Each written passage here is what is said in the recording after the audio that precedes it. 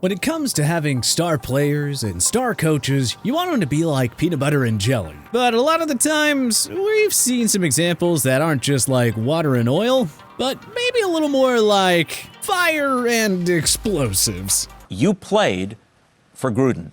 Yeah. And at one time you called him a bad guy and a fraud. Yes.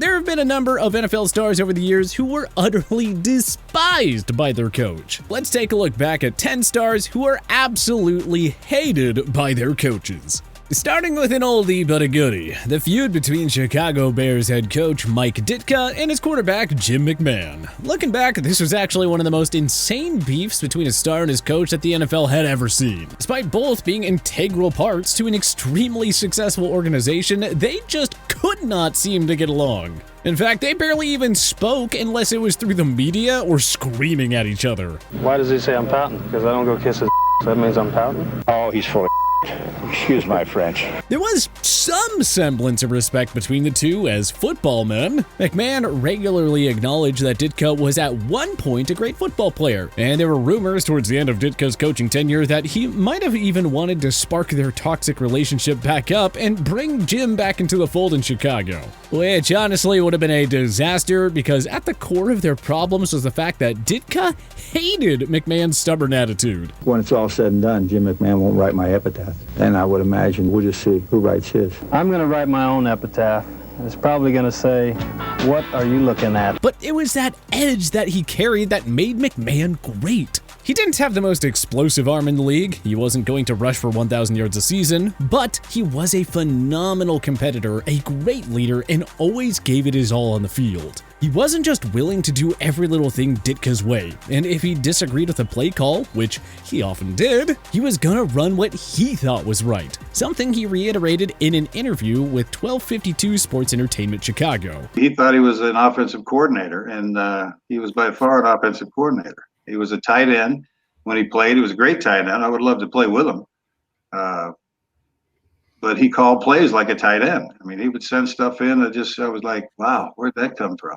And thank God the guys in my huddle understood that I knew the game. I understood the game, and I understood, what we were trying to do. And, so whatever play I called, they were going to block it no matter what.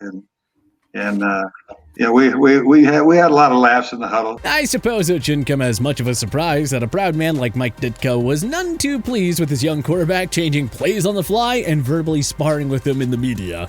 We're more used to seeing this kind of melodrama play out between coaches and their star receivers, most recently with Antonio Brown and Bruce Arians.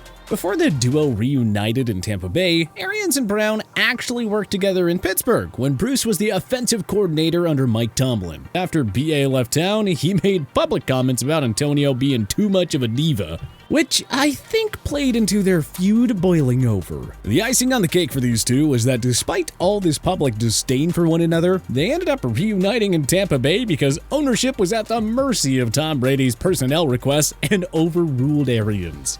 This would have been awkward enough if it were all in-house, but when discussing the possibility of adding Brown on the Tiki and Tierney show, the head coach had already said publicly, "What's the likelihood AB gets back in Tampa?" Yeah, it's not going to happen. There you go. Not going to happen. There's no room. Yeah. And probably not enough money, but it's just not going to happen. It's not a fit here. If he says, "I'm coming in on the veteran minimum, coach, I just want to play with Tom," you still wouldn't find a way to get him in? No.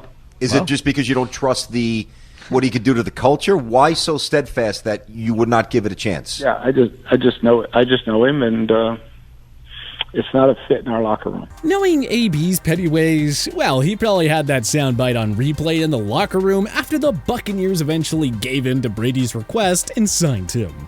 Antonio Brown, of course, is far from the only star wideout to end up on the wrong side of their head coach. This happened between Ben McAdoo and Odell Beckham Jr. when the two had to try and coexist in New York. McAdoo grew frustrated with his young star's inability to control his emotions, and their relationship quickly soured. I suppose it would have been kind of annoying to have a guy parading up and down the sideline throwing toddler-like tantrums every week, but still, when you have a guy as talented as OBJ, responsibility rolls up to the middle-aged man who should have been able to find a way to get his star in line. Instead, McAdoo made passive-aggressive comments in the media, and the team never came close to the sort of success that it had envisioned after assembling one of the best groups they had since their Super Bowl run nearly a decade earlier.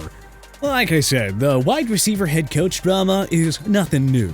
OBJ and AB were simply filling the diva-shaped coach-enraging hole in the NFL universe left by guys like Keyshawn Johnson and Randy Moss. For Keyshawn, it was John Gruden as his adversary. Gruden hated Keyshawn because the young wide receiver had little interest in being a part of Gruden's dictatorship. He wanted to run the team like he was the king and all the players were little more than his chess pieces, something Keyshawn downright rebuked.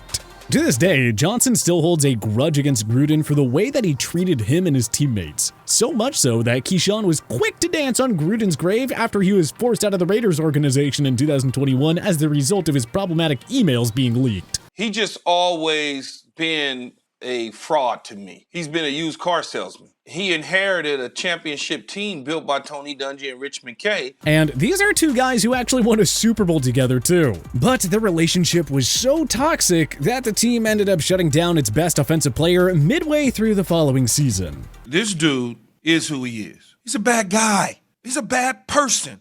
Moss, on the other hand, had a couple of coaches dislike him, but none more than Brad Childress, who he briefly played for during his second stint with the Minnesota Vikings. It even got to the point that Childress eventually cut Moss without even informing ownership that he's going to do so. "We had good guys by and large," Childress explained afterward, but Moss walked in the locker room and vomited on it. Randy Moss, it didn't work out.